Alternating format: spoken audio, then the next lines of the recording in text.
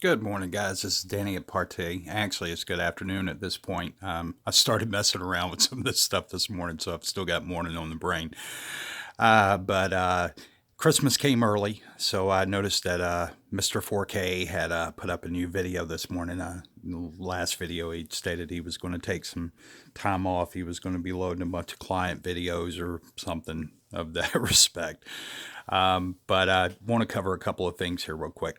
One, I'm going to show you something in just a second, which happens quite often in his videos. It happens about 3 times in this video alone.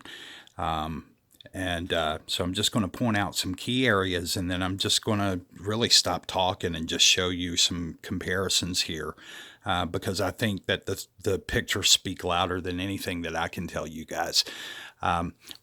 Once again, the purpose of this is to educate folks so that you can see with your own eyes, what the differences are between good product and bad product. And there's a lot of good product out there, guys. I mean, if I was one of those guys that just wanted to rake on everybody and tell you that my stuff was the best.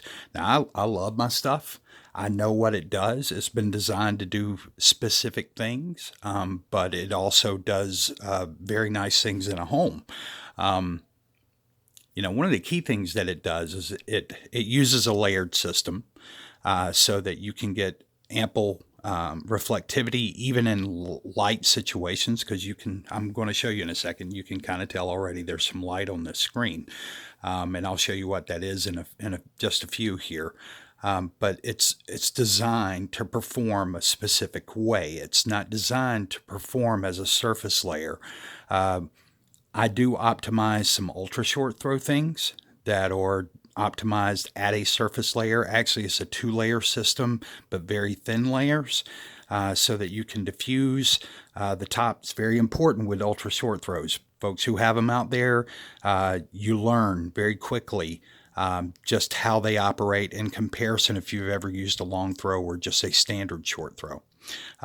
So anyway, let me get to it and quit talking so much here. So I want to show you something. Just pay attention here for just a second. Let me grab here we go. Let me turn the volume down because I don't want to be going on. There's a lot of jargon that he's given in here, talking his stuff up, and I don't want to give any credence to that. So very quickly, I want you to watch something.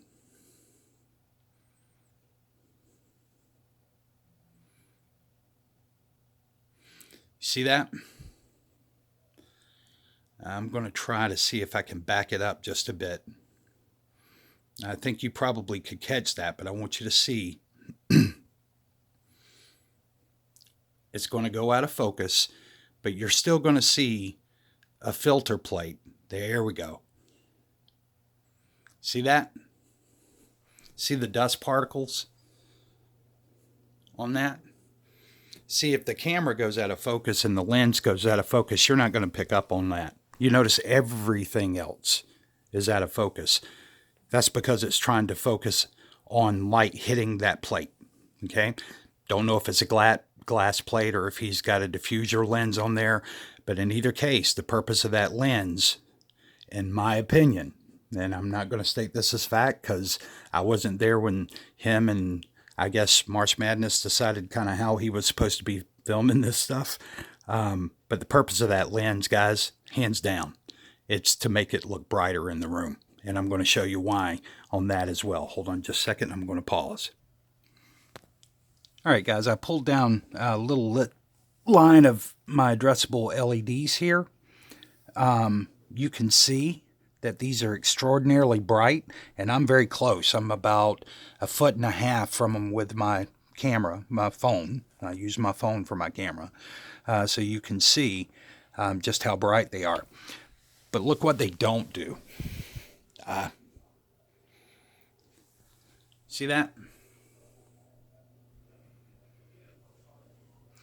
All of that's a halo effect that you're going to get because of that filter that he's got on there. Everything in this photo, everything in this video is designed to give you the impression that there's far more light in that room than what's actually there. And I'm telling you that because we work with highlight rooms. I've yet to hear Madness or Mr. Luminous 4K here talk anything about light, because you have to understand how light works.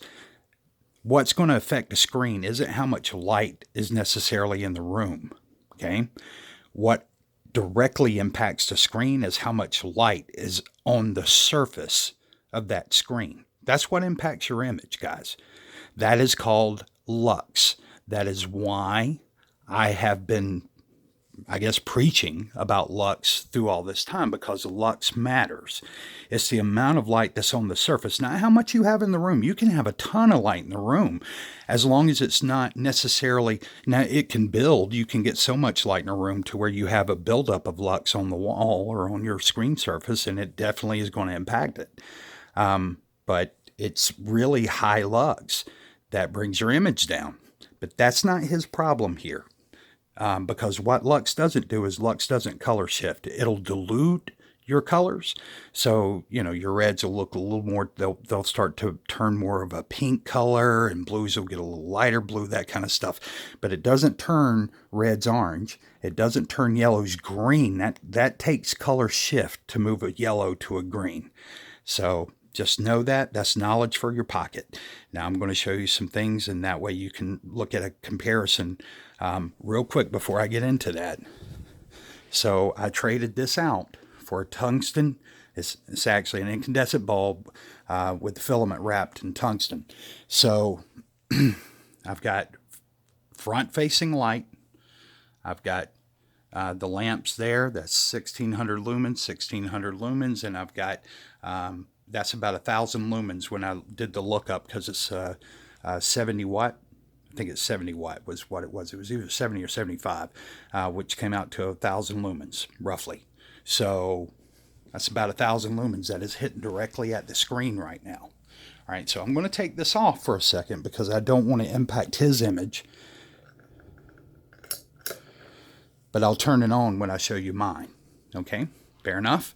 I'll be harder on my stuff than I am on his. I'm going to pause. Okay, guys, that's with the light on my screen. Now I want you to look at that image. So I'll hold it there for a second. And I'm just going to hit play. Sorry.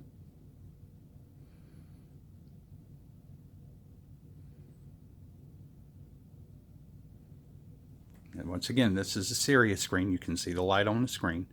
And I'm going to stop it there. Okay. Now let's go back. Get one last little view here. I'm going to pause and we'll take you back. All right, guys, I turned the light off. You can tell I've turned the light off. And instantly, guys, you can tell the difference. Look at that. And the reason for that is because it's not a good black mix. I mean, it's black. It gives you an image. Yeah. Does it help against some ambient light? Probably so, because any black screen that you would create would. But it's not ambient light rejection. And I'm going to pause it right there. And it is not a good image. It is not, guys. If this is if this is the epitome of what he's created, okay, the pinnacle of his development, that's what you got. Yes, it's black. Yes, it gives an image. No, it is not ambient light rejection. And no, it is not amazing. By no means. So I'm going to show you one more. Hold on. Okay, this is my screen with the tungsten light and all the other lights still on. You can see whites are white, clouds are white, snows are white. Yeah, a lot of times you'll get a blue hue in the snow. I mean, that you do with your own eyes whenever you look outside. But you can tell, and I'll step back so you can tell the whites are white. All the color articulation is there like it's supposed to be, right? And you can see it. Now hold on just a second. Here you go. Now this is after he got it back up and running from the light. And it does it again, but look at all that. Everything's blue, guys. Everything is blue. So this is more information for your pocket. Do with the information what you will. And you guys have a great day. Take care. Bye.